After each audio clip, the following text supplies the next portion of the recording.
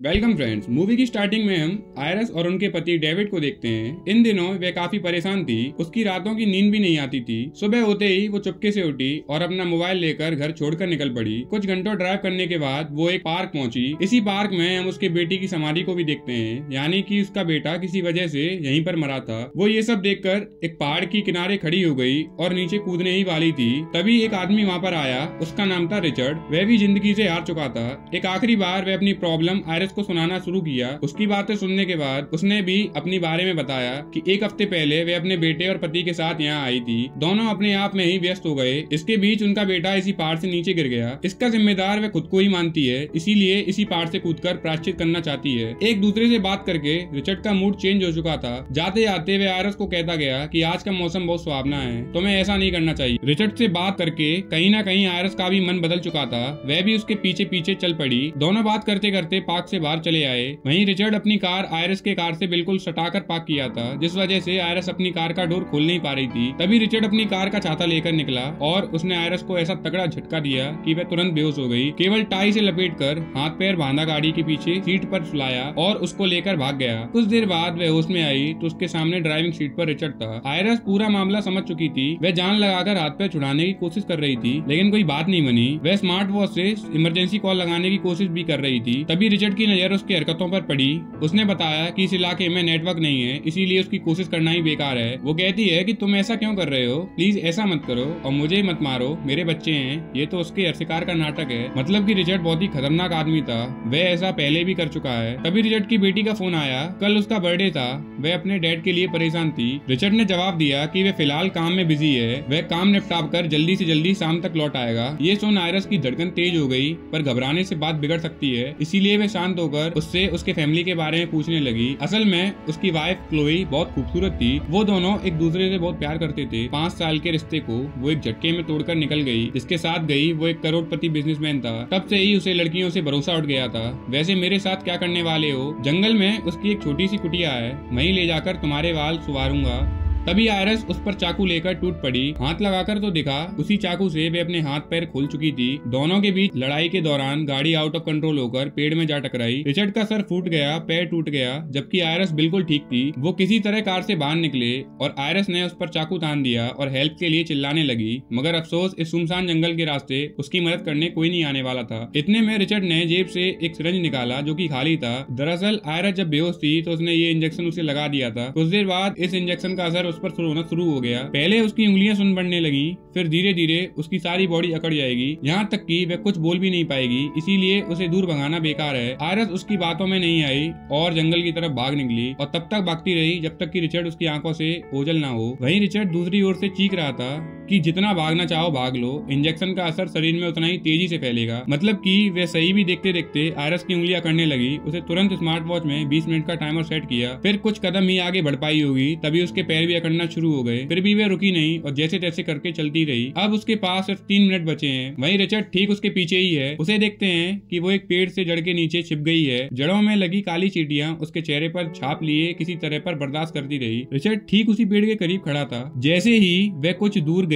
चींटियों के चलते वह चिल्ला पड़ी। रिचर्ड ने उसे देख लिया और तेजी से उसकी ओर बढ़ा। उसके पैरों में भी चोट लगी थी, इसीलिए वह दौड़ नहीं पा रहा था। आयरस का पैर भी काम करना बंद कर चुका था। पास में ही एक नदी बह रही थी, जिसमें रेंगते रेंगते वह कूद गई। रिचर्ड देख रहा था और वह नदी के बहाव के साथ बह गई। बहते बहते आगे जाकर वह एक पेड़ के तना मिला। उसे पकड़कर वह किसी तरह नदी से बाहर निकल पाई। अब उसके पास सिर्फ 1 मिनट बचा है। धड़कन सुन्न हो चुकी है और सांस तेज हो चुके थे। कुछ क्षण में ही उसकी बॉडी पूरी तरह से अकड़ गई। वहीं पर एक आदमी घास काटने आया, जिसका नाम था विलियम। आयरस को इस प्रकार वह देखकर गाड़ी से उतरकर उसका हाल चाल लिया। जब वह कुछ बोल नहीं पाई तो विलियम समझ गया कि उसकी मदद की नीड है। क्या तुम मुझे देख और सुन सकती हो? आयरस ने पलक झपकाकर हाँ में जवाब दिया। इसी तरह सवाल जवाब करके विलियम समझ गया कि उसके साथ कुछ गलत हुआ है, जिसके चलते वह चल और बोल नहीं पा रही थी, पर देख और सुन सकती थी। विलियम का घर पास में ही था, इसीलिए वह उसे उठाकर अपने घर ले गया। फिर पुलिस को फोन लगाने के लिए जैसे फोन हाथ में लिया, कोई दरवाजा खटखटाने लगा। आयरस लगातार पलके झपकाकर कुछ कहना चाह रही थी कि दरवाजे पर खतरा है। उसे छिपाने के बाद वह दरवाजा खोले तो वो एक आदमी था जो बैग लाया हुआ था। उसने बताया कि उसकी बीवी खो गई है, जंगल में उसका एक्सीडेंट हो गया था। उसका फोन भी खो गया है। विलियम ने कहा कि मैं मदद बुला देता हूँ, तुम बाहरी इंतजार करो, मगर वो चुपके से अंदर घुस आया। एरिस को ये बात तनिक भी अच्छी नहीं लगी। वो तुरंत उस पर भड़क गया। वो रोने लगा कि जब तक पुलिस आएगी तब तक वो उसकी बीवी मर जाएगी। उसे अजीब किस्म की बीमारी है। दौरा पड़ने के बाद उसकी पूरी बॉडी सुन्न पड़ जाती है। अगर 1 घंटे के अंदर इंजेक्शन नहीं दिया गया तो वह मर जाएगी। विलियम उसकी बातों में आकर बताने ही वाला था कि तभी उसका फोन बज उठा। तुम्हारा फोन तो खो गया था, तुमने अभी तो बताया था। जिस पर वह अपने असली रूप में आ गया। विलियम अचानक पर हमला करके उसे ढेर कर दिया। फिर तुरंत पुलिस को फोन करके बताया कि उनके घर में एक आदमी घुसा आया है जो उनको मारना चाहता है। तभी रिचर्ड खड़ा हुआ।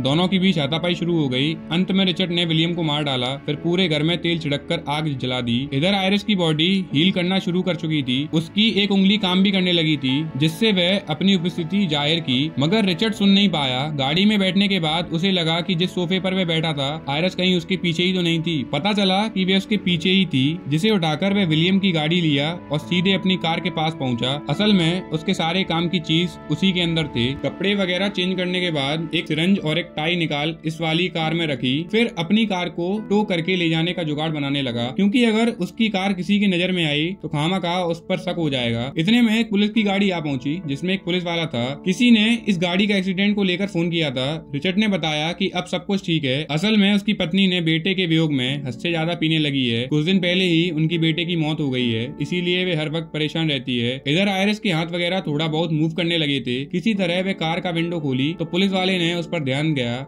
वो तुरंत आयरिस से पूछताछ करने लगा, मगर वो उसके बातों का जवाब ही नहीं दे पा रही थी। रिचर्ड ने बताया अभी वो भी नशे में है। वहाँ पर आयरिस उसे बाएं साइड इशारा की। पुलिस वाले ने शर्ट हटाया तो उसके होश उड़ गए। जब तक वह गन निकालता रिचर्ड उसे हुक दे मारा। फिर सर पर हुक मारकर उस पुलिस वाले का काम तमाम कर दिया। पुलिस को कोई सबूत नहीं मिला, इसीलिए उसकी बॉडी उसकी कार में डाला, पेट्रोल डालकर आग लगाकर भाग निकला। अब जब वे अपने कुटिया के काफी करीब आ चुका था, आयरिस भी हल्का कर बोलने लगी थी। उसने फिर से अपनी पत्नी क्लोई की बात छेड़ी। तो बात ऐसी है कि उसकी वाइफ उसे छोड़कर नहीं गई, बल्कि एक एक्सीडेंट में मर चुकी है। पिछली बार उसने क्लोई के बारे में जो कुछ भी कहा वो सब झूठ था। असल में क्लोई किसी लड़के के साथ नहीं भागी, उसका एक्सीडेंट हुआ था, जिसके चलते वह 2 महीने तक हॉस्पिटल बेड पर ही थी। रिचर्ड को हमेशा लगता है कि उसकी लाइफ में कुछ मिसिंग है। जब वो क्लोई की आखिरी सांसें लेते देखा तब जाकर वो खुद से मिल पाया। वो एक अद्भुत एहसास था। उसके आखिरी पलों में वो अपने करीब गॉड को महसूस कर रहा था। वो एहसास कमाल का था। उसकी लाइफ में उसी पल की कमी थी। तब से ही वह इस पल को जीते आ रहा था। इसी चक्कर में अनगिनत लड़कियों उसके हत्थे चढ़ गईं। मतलब कितना अजीब आदमी था। कोई उसकी गोदी में दम तोड़ रहा है तो उसे भगवान की अनुभूति होती है। मतलब कि ये एक साइको था। वहाँ पर उसने उसको समझाने की बहुत कोशिश की, मगर उसे इस चीज की लत लग चुकी थी। लाख समझाई मगर वह नहीं माना। आखिर में आयरिस ने सही मौका देख उसे सिरंज घोंप दिया, लेकिन इंजेक्ट नहीं कर सकी। रिचर्ड ने बताया कि जैसे जैसे उसकी बॉडी सामान्य होगी उसे ऐसे झटके आते रहेंगे। वैसे भी वो अपने सफर के आखिरी पड़ाव पर पहुंच चुकी है, इसीलिए अब वो इंजेक्शन की कोई नीड नहीं है। जंगल पार करके वो नदी किनारे पहुंचे। बस नदी के ऊपर पार ही रिचर्ड का ठिकाना था। आयरिस को गाड़ी से बाहर निकालकर वो उसे बोट पर घसीट कर ले गया। वह उसके लिए करो या मरो जैसी स्थिति थी। रिचर्ड की पैंट में रखे चाकू और गन पर बराबर नजर रखे हुए थी। जैसे ही मौका मिला उसने चाकू लेकर उसके जबड़े के आर पार कर दिया। जब रिचर्ड ने उसे गोली मारने की कोशिश की तो उसने नाव को डगमगा दिया और उसे नदी में गिरा दिया। वह नीचे गिर गया और जब तक वह बोट पर वापस आ पाता आयरिस ने तुरंत गन लेकर उस पर 3 गोलियां चला दी। 2 गोलियां उसे लगी और 2 बोट पर। रिचर्ड से तो पीछा छूट गया, मगर गोलियों की वजह से बोट में छेद हो गया। इस छेद के बोट से तेजी से पानी बढ़ने लगा। आयरिस के पैर अब भी शून्य थे। वह भाग नहीं सकती थी। उसकी धड़कनें तेज हो चुकी थी, मानो यमराज उसके सामने खड़ा हो। पल भर में बोट पूरी तरह से पानी में डूब गई। लगा कि वो मर चुकी है, मगर नहीं, क्योंकि उसकी बॉडी मूव करने लगी थी। किसी तरह वो तैरकर बाहर निकल आई। उधर रिचर्ड भी 2 गोलियों खाने के बावजूद जिंदा था और तैरकर उसी किनारे आ पहुंचा। कुछ देर अपनी ऊर्जा इकट्ठा करने के बाद आयरिस उसके पास आई और सही रास्ता दिखाने के लिए बकायदा थैंक यू कहा और उसे वही मारने के लिए छोड़ दिया। असल में आयरिस ने उसे थैंक यू इसलिए कहा क्योंकि वे हर सांस की कीमत समझ चुकी है। तो दोस्तों, अगर ये मूवी पसंद आई हो तो एक लाइक और सब्सक्राइब जरूर करें। Thank you guys.